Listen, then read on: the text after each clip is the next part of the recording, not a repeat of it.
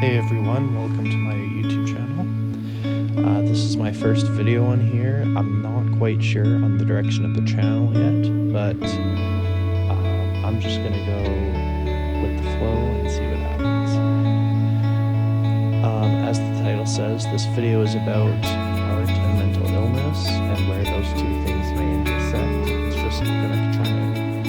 It's just gonna be a free-form video, just very loose. Just talking a little bit about my personal art and a personal perspective on having a mental illness and being an artist. So I'd just like to start off and say many people with mental illnesses make art for various reasons. That might be for relief for some of the worst symptoms. Getting that stuff out into the world can really help. Just as talking about your symptoms can bring relief. And for others, it's a portrayal of experiences.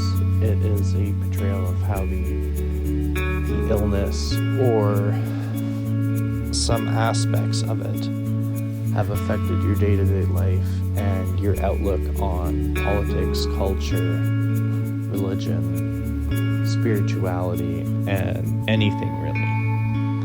And for me, I would say it's a mix of both. It both puts me in this really meditative and deep state when I'm drawing or using charcoal, because it requires a lot of attention and very intentional line work.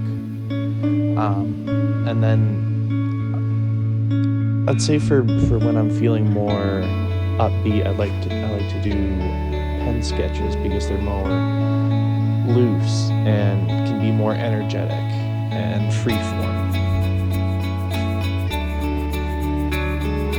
As an artist, it's been really important for me to tap into my experiences with mental health, because I think many artists will tell you, and I think it's important in art, that you make art true to yourself and true to your own experiences. So I've had a lot of experiences with mental health and different symptoms and dealing with side effects. So this is where I draw my inspiration from, and this is where I can kind of get some of that energy out and onto paper and kind of sharing a bit about my mind. So that's what I'd recommend to other people as well, to any artist curious or creative curious people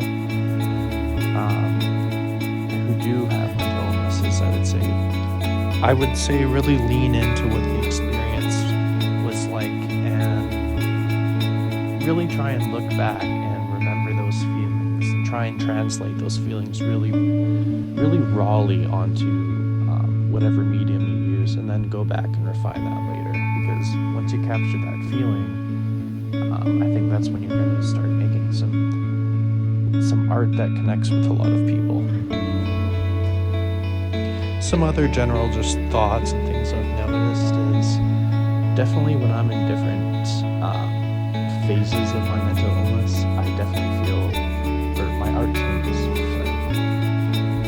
So I have OCD, so when I'm feeling very under stress and anxious, I'll create a lot of caricatures of paranoia, of wariness, of fear and anxiety, and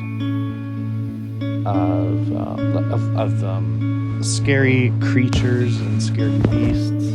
Just things that really communicate how I'm feeling, and putting that into a way I can best express it. And people talk about this connection between like the art and the artist, and I say, if you want to look at the artist, it's important to know their experiences, know what they've been through, what conditions they might have if they put that information out, and how it might have influenced the art. And even better, if you can ask the artist and ask them about what some of their experiences were to create the content that you like. use that and draw it as inspiration to make your own art. And I think finally I'd just like to say I'd like to recommend drawing in particular to anyone who has OCD, anxiety, or even bouts of depression. I find it puts you in a very steady mind place and a very meditative and transformative place. And it also kind of scratches that